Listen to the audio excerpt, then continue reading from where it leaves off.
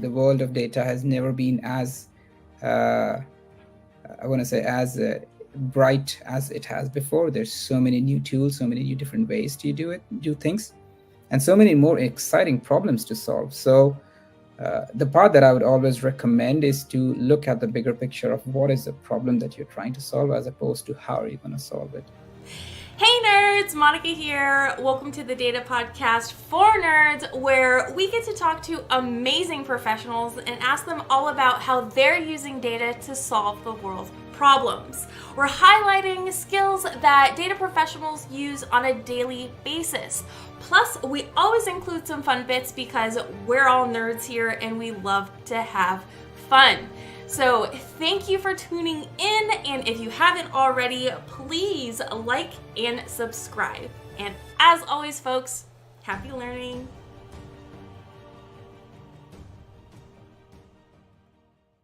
Today with us, we have Gaurav. How are you doing today? Hi, I'm doing well.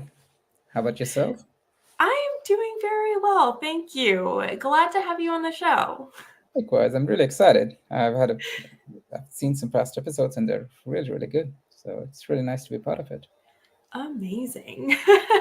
So we typically start off our episodes by understanding people's origin stories. So Hmm. if you could please tell us about your background and how you got to where you are today in your career. Sure. I think there's a lot to unpack here, so I'm going to try and be brief, but please let me know if I want to go a bit more into detail. So, yeah, I am currently based in London, but that's not where I'm from. I am from India, and I have studied in India until I turned 22, I reckon, and then I worked for a shipbuilding company where I was literally working in building ships, cargo ships, which is something to unpack on a little bit later. And yeah, so I studied in India. I studied electrical engineering, which is somewhat different from data, generally speaking. But I was very fascinated by data since very early on. So after I finished my graduation, I started working at a company which was primarily into manufacturing and primarily into building different kind of shipping vessels or reactors, this kind of stuff, like different manufacturing heavy machinery. And because I was an electrical engineer, I started working in a cargo ship which the company was building, and my role was to kind of make sure all the electrical installation is happening as it should be, and that involved getting into the hulls of the ships at 42 degrees centigrade, which is, and at 100% humidity. That was not very fun. But that being said, I spent a lot of time there as well, starting to work towards do a bit of a coding sessions, do a bit of a things to automate stuff. And that's where I started getting very much motivated by data. And that passion culminated into me moving to Singapore to do a master's in information system. It was a very research based course. At that time, data science was a pretty new word. I don't think it wasn't a word at that time, I think. So what I now look back, it was very much of a data sciencey stuff, working with PhD students on doing some research, which was very much focused on helping out banking institutions and other places.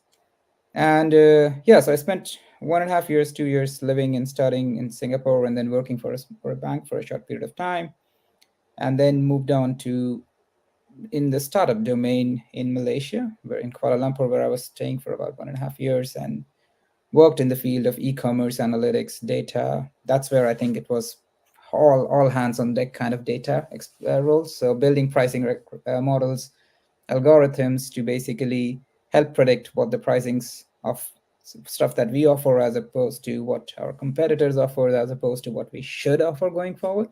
So it was a very interesting domain. It's utilizing a lot of algorithms and data science stuff. And after that, I got the chance to move to Germany, where I spent about 5 years living and working for another e-commerce domain in the field of data engineering, analytics, very much focused on working with the marketing side of things, and ultimately leading the entire BI setup for the company. And there's two more places that I've moved to. So once again, I'll be very brief about it. But afterwards, I got an opportunity to work at Facebook, now Meta, to move to Dublin, Ireland, where I was working as a data analytics manager, and I worked in a very different domain, which was operations and on digital rights of users. So imagine someone is selling a fake Gucci bag, which is an example I always give, on marketplace. How does Facebook as a platform make sure that that is moderated properly? So imagine that happening at scale. So I was working with teams which were proactively detecting content that has been posted and how can we remove it.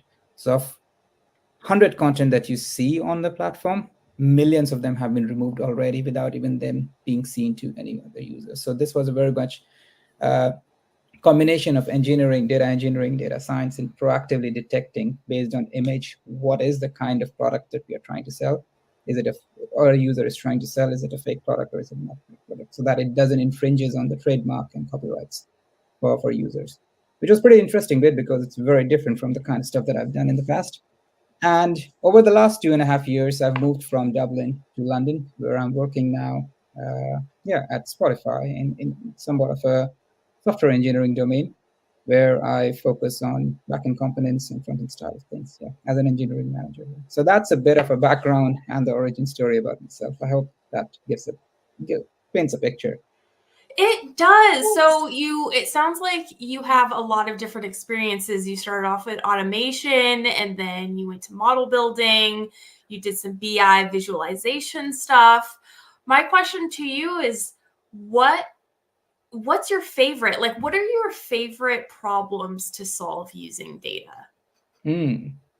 Yeah, I think one of the key things that I really, really enjoy is the fact that a lot of times we make decisions based on very early subset of data that we see or no data that we see, right? And this is very common in organizations at a smaller scale, where even at larger scales, because I work as a consultant as well, and I have seen that happening where organizations do not have the data set up and they basically try to solve problem based on their gut feeling or experiences, and finding ways in which you can get this information fairly quickly through the crazy amount of modern data stacks that we have is really really helpful. So solving those kind of problems. So to me, any kind of problem that we move when it comes to decision making from relying on hunch or experience to looking at a fact or a number, that kind of problem is something that I really like solving. And be it in marketing domain, understanding where should we spend our money for advertisement,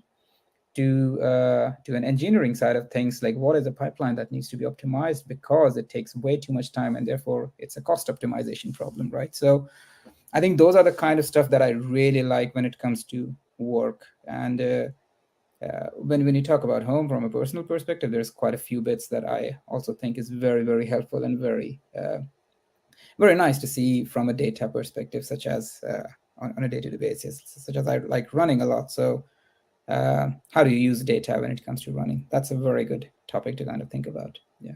Yeah. Now, you brought up an interesting concept of people not having the data that they need Mm. in order to solve the problems. Are you talking about like missing data fields, records, or are you talking about like entire data sets that they just don't have? Yeah, I think it's a combination, primarily the latter, because so as a consultant, I've worked with a lot of small and medium companies which have this knowledge of data. They're using the tools, but it's just haven't never been looked at in a way that we have this information. What do we make of it, right? So a lot of times they use a specific tool, or when I say they, as in companies, they use specific tools, but they're not able to stitch it all together into one place, right? And that's the place where you see magic happens when you kind of combine different places, and therefore you don't have to really go through different things or check for a user at 5 different platforms, for example, right? So I think that's the kind of place where I think they do not have this kind of data sets or the linkage between them. And primarily, I've seen places where there is no awareness that, oh, we didn't even know we captured this data.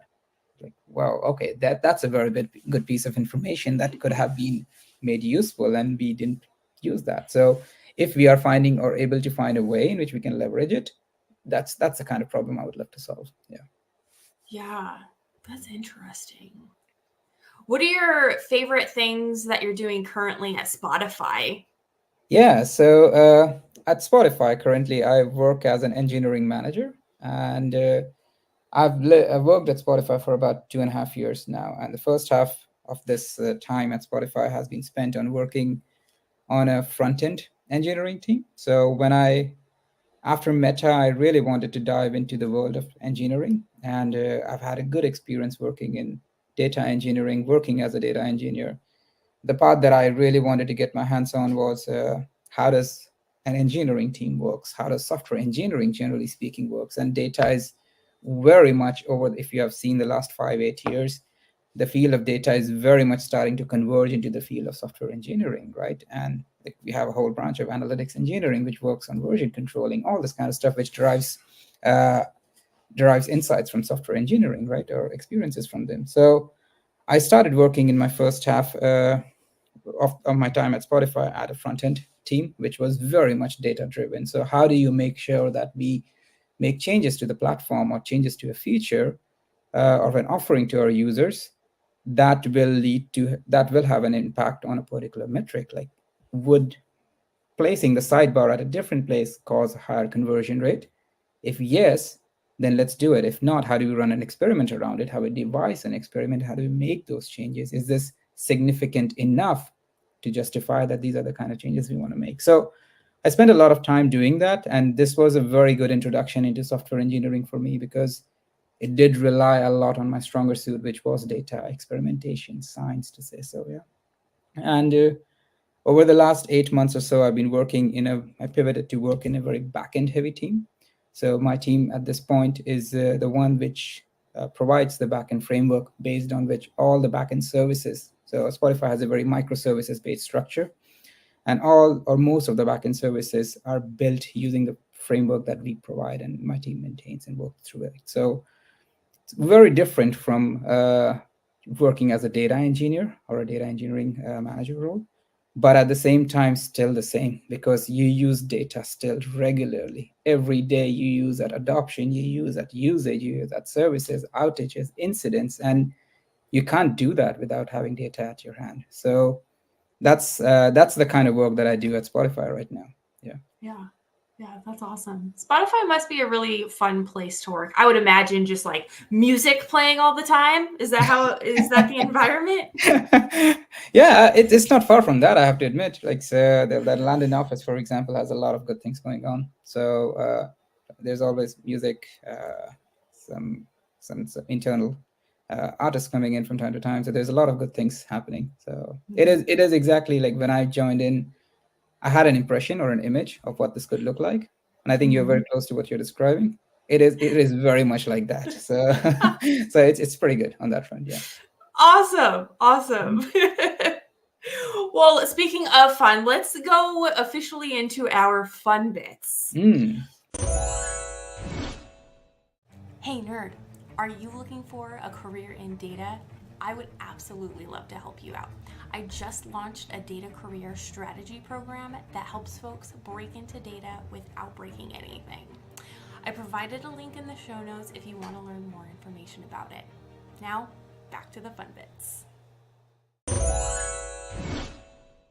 You mentioned that you like to run. You've participated in triathlons, and there is an overlap with data. Can we go into exploring that a bit? Yeah, absolutely. This is the session that this is the part that I like nerding out a lot. And if someone finds me and I end up talking about it, it can end up in a monologue for like 20 minutes. So I want to make sure that it's pretty brief on that side. But yeah, I started running about I want to say 10 years back now. And over the course of 10 years, I've done quite a few marathons, quite a few, like, multiple half marathons or something. And the fastest I've been to is about like 3:15 for a marathon, which in my opinion was pretty fast. And I'm quite happy about that. But in order to do that, I started off, my first marathon was about 5.5, 6 hours compared to 3 hours, 15 minutes, significant difference. And uh, people say you can practice a lot and this way you'll get better. I say that that's not enough. You need proper data or proper monitoring to understand whether you are doing the right things or not, right? And that drive to get better at running combined with my inclination to looking at data, made it very easy to understand and get better. So every time I start training again or running, I approach this from a data point of view. So from let's start with running maybe. So running is can be perceived as a very monotonous sport at times if you're doing from an endurance point of view for a long distance, but you can make it interesting by you looking at some numbers, right? So the amount of distance you're running, you can have a watch, which basically gives you a lot of your parameters, like your heart rate, your stride length, your strides, or your pace, all this kind of stuff, right? So you can, in training, use that to your advantage. And if you look at a bit more detailed into running plans, marathon training, and these athletes who are like extreme athletes who run like crazy fast marathons, they don't run all of their time at that extreme fast pace.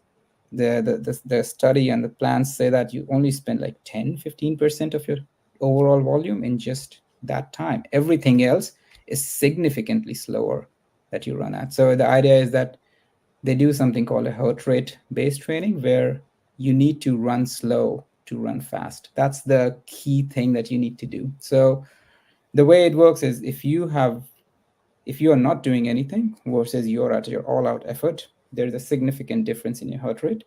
And this heart rate can be classified into different zones. It starts from zone 1 and ends at zone 5. And majority of the runners train at zone 2, which is a significantly easy running where you can be, which is called conversational running if you don't have a heart rate, right? So, and you can basically find those heart rate beats for you, the beats per minute, and basically devise your training plan to run in those beats or those heart rates for the entire week. So you can break out your training plan and say, 80% of my time I'm going to run between 120 to 130 beats per minute.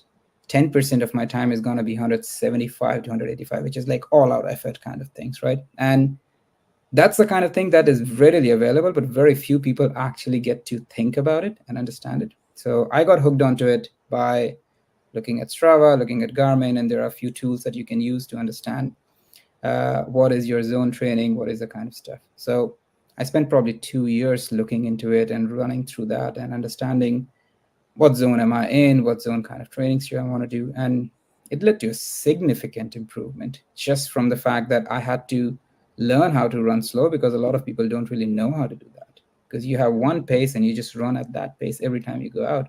Turns out that's not the way to do it. The way to do it is to kind of run slower. And how do you define what is slow? You use the data that your watch tells you about your heart rate. As long as you're sticking to that number over a period of 5-6 months or something, you will see a significant improvement in your performance and your fitness, right? So that was my first take with running, and how do you kind of split things into zone and improve performance. But what I said just now, you can see a significant improvement in your fitness, is still a very qualitative field, right? What is fitness, and how do you define fitness in the first place, right? So That's a good point. like the question is like, okay, how do you compare your fitness today versus 2 years from now or 2 years ago, right? And generally what I've seen everyone talking about, like, yeah, I used to be much fitter 3 years back, now I don't have it anymore or something, or so I'm much fitter than I used to be. So that led me down to this rabbit hole of another another plan where you can define how much load you're putting on your body when you're doing an exercise. So depending on your heart rate, depending on the stress that you're putting in, and this goes across cycling, this goes across swimming, this goes across running, you can calculate what is the load or the stress that you're putting on your body, depending on different metrics. And this is very data driven. There are like calculations, detailed statistical calculations that are used with the parameters of your speed, your heart rate, intensity, and whatnot. And that gives you your overall training and your overall load and your overall fitness that you're putting on your body. So as you increase your load, your body's fitness will start. So there are some tools, like I use a tool called intervals.icu that essentially can connect to your Garmin, to your Strava accounts or something. And you can see progressively how you're building fitness over time, right? So you can now compare my current state with the 1 year back state. It's like a graph, like a visualization, right? And I find it very interesting, because the part that a lot of people forget is you can get very easily carried away with running or with any kind of exercise. So I feel I'm in a good shape, but so I'm going to go ahead and do, I don't know, 150-mile ride because I feel like I can do that. And next thing you know, you're injured again because your fitness was never at that stage, right? So these tools that we have online now, they basically provide you a very good sense of what exactly is the kind of effort that you can make right now. Mm-hmm. And if you stretch the boundaries of them, you are bound to get things and are bound to get injured. And those are the things that I didn't think before. I was just doing zone training. So I've seen that this next evolution, where not only a combination of her training, but knowing how fit am I to basically think whether this is the kind of training that I even want to do, or do I want to go out and run for 3 hours today as fast as I can? Probably not, because my body is not there for it, ready for that, right? So I think that's the kind of things that I've been very much fascinated by data, and I use that on a day-to-day basis. Like I look at my metrics, I look at my plans, I look at my training plan, everything on a very regular basis. And I think there's something beautiful about it, because now you can start looking at everything. You can start being more confident about your training rather than just saying, I hope I'm good enough. And that's the exact problem that I mentioned earlier on, right? The businesses are trying to look at based on their feeling that I think that should be good enough, as opposed to now relying on something that you already have, but you don't think about it, right? So Absolutely. that's the bit about running. This can go on into cycling. This can go into swimming as well, right? I'm going to stop here and see if you have anything more about it. Yeah. I think that's really fascinating. I have a question about the zone training. And you Hmm. mentioned that you should be in a specific heartbeat per minute, right? Right. Right. And so the beats per minute stick out to me, wraps back around to Spotify. And do you have a Spotify playlist that kind of helps you get in that targeted beats per We minute? do. We do, actually. We do. So you can actually get into that and basically get through. Spotify creates like so I don't know if you have seen Spotify rolled out last year AI DJ, which was super cool thing. So it's basically based on your browsing pattern or your listening pattern. The DJ will recommend things what the DJ thinks would be really helpful, and you can put it up like, yeah, this is a fitness time, and based on you can decide that I want to run between 135 to 140 or 155 beats per minute. You will have a list of songs that DJ can create for you, or there are a curated playlist for that already. So if you're someone who really likes listening to music while you go out for a run, that's one thing to kind of sync everything, and it works like magic. Like you are very much in sync that this is the beat that you need to kind of stick to, as long as you're doing a hill workout or something where your beats are bound to go increase, your heart rate is going to go increase. If you're doing a decent run or a regular run, you'd be really, really up for it. Like it would be really helpful. So yeah, I think that's a very good idea to give it a try and give it a go. Yeah. Absolutely. I love listening to music while I'm working out. It Hmm. just gets me so pumped up. Yeah, it does, right? It's just, I think it adds a mental level, right, where you start thinking about it, and the next thing you know, you're able to do a lot more than you thought you could, right? Or yeah, Yeah. I had a few songs in my playlist when I used to run at the very end of a marathon or something, where you're basically hurting like crazy, and those songs really help you pump you up a little bit more, add in that extra effort that you didn't think that you had, right? So yeah. Yeah. Yeah. I'm a big dancer, so if I'm moving my body and there's no songs playing, it just feels awkward. So I have to like play something when I'm Yeah, working yeah, out all the time. yeah, yeah. Do you have a go-to favorite song that you play while you're running? It very much depends on the kind of run I'm doing. So, uh, to be honest, like I started listening to music when I started running 10 years back. Then 2 years from there, I stopped listening to music altogether. So for the past 7, 8 years or something, I don't listen to music when I run. Only recently, when I started running again after coming back from an injury, is where I've started listening to some music. But when I do, it's mostly something very smooth, very slow kind of thing, which, as you said, like low beats kind of thing. Because if I'm doing an interval or a fast race training, I don't really right? It just messes you up. You have so many numbers to look at. You have your watch, you have your heart rate, you have your speed, you have your distance. That's already pretty a lot already to look into it. But yeah, in the past uh, I haven't used music at all to run, which is a lot of people find it very crazy because how do you pass 3 hours of your time if you have to run for True. three? and and that sounds a bit crazy, but when you get into it, you're looking at your heart rate, you're looking at your numbers, you're looking at the distance, you're just having a nice time. You don't really, at least for running, you don't really need that much. Then yeah. That's a lot of metrics. There's a lot of data that you have to keep track of while you're running. That reminds me of like the folks that are trying to get into data, right? The things that Mm, they have to learn, mm. the skills that they have to build up, and all of that, right? With your leadership experience, how does leadership approach data and analytics and learning new things? Yeah. So this is something that I have been working in now in a managerial role for the last, I would say, 6 years or so. And during this period, I have built up teams from scratch when it comes to data, from data science, engineering, analysis teams, or grew teams in a way that they are sustainable and they are functioning, and in a way that they are able to take up more load, start with a new vertical or something, right? So the number one thing that I feel is extremely important for someone to getting into data is it's very nice that you can work with tools and stacks that's available that and let's say I'm hiring for my team and we say that we are using Tableau or Power BI or something, right? It's very nice that you know that how to work with that tool. But the more important thing to know is, do you understand why we are doing this? What's the reasoning behind it, right? So the most successful data analysts or data engineers that I've seen in my team or I've worked with, they're not too worried about are they going to find the most optimum solution right now. They're more worried about what is the problem that the solution solves, right? And I think as a leader, when you're hiring and building a team, depending on the maturity and the age of the team, it's very important to find people who are more interested in the why than the how.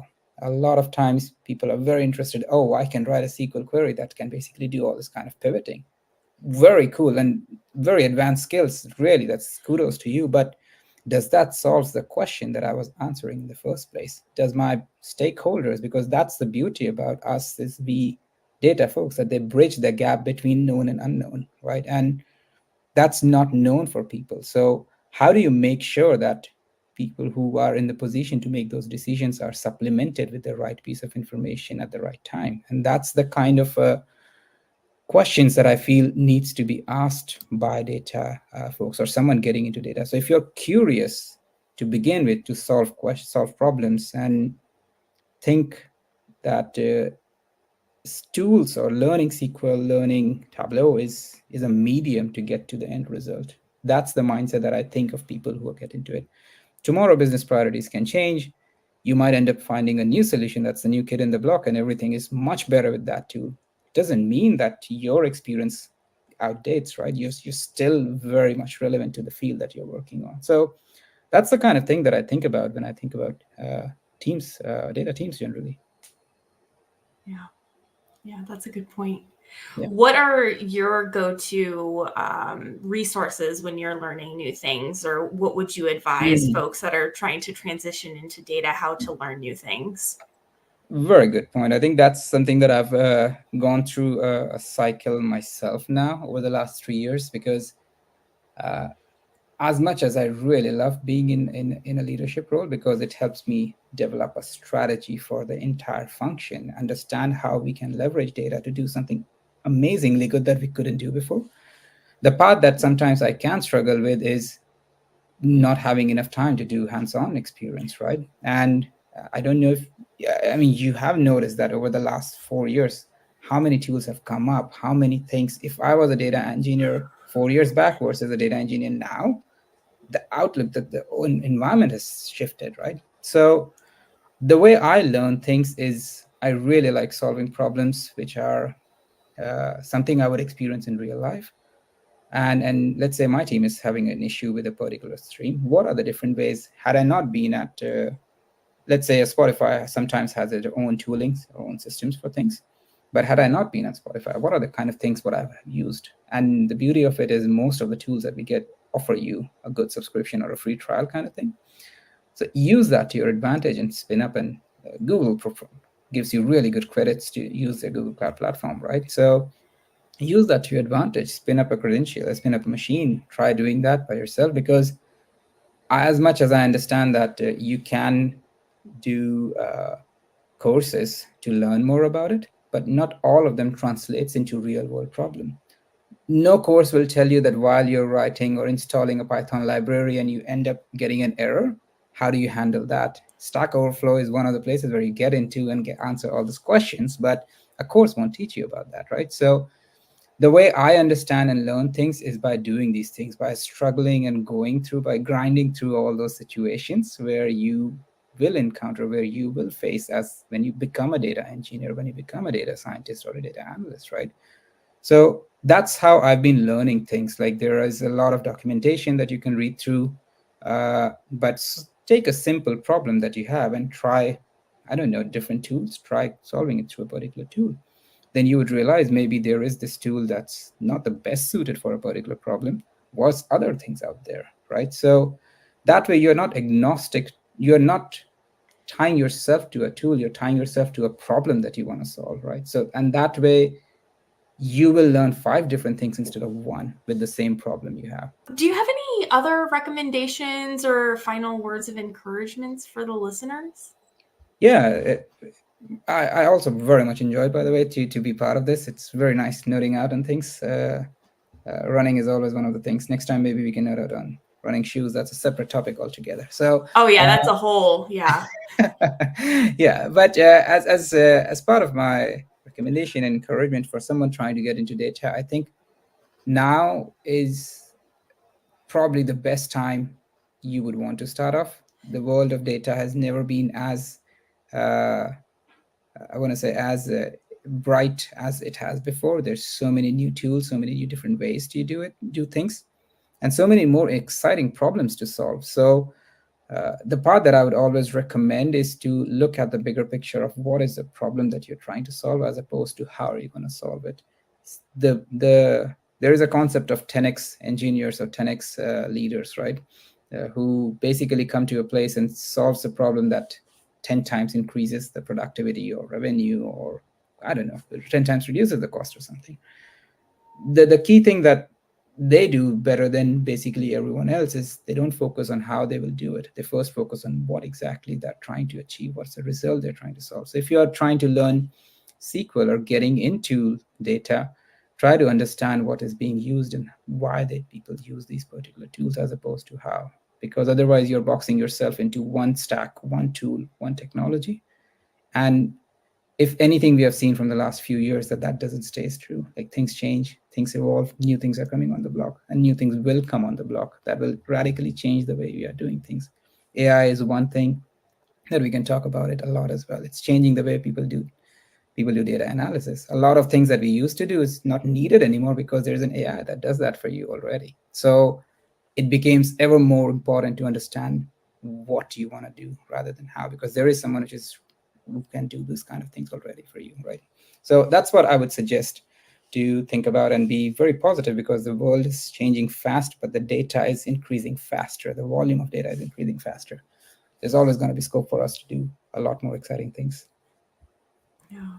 Yeah, that's for sure. If any of the audience members have questions for Mhm. you, where can they find and or follow you? Yeah, absolutely. So I'd love to answer some questions, and if you have anything that you'd like to know, I'm available on LinkedIn, and I'm guessing, Monica, you can share that with the viewers afterwards as well. So feel free to follow me on LinkedIn and basically reach out to me. I am fairly active with messaging there, so you would hear back from me, no problem there. And I'll be able to help, and I'll be happy to help if I can. Yeah. Amazing. Thank you again so very much for being on the show with us. And as always, folks, happy learning. Take care. Thank you very much. Bye bye.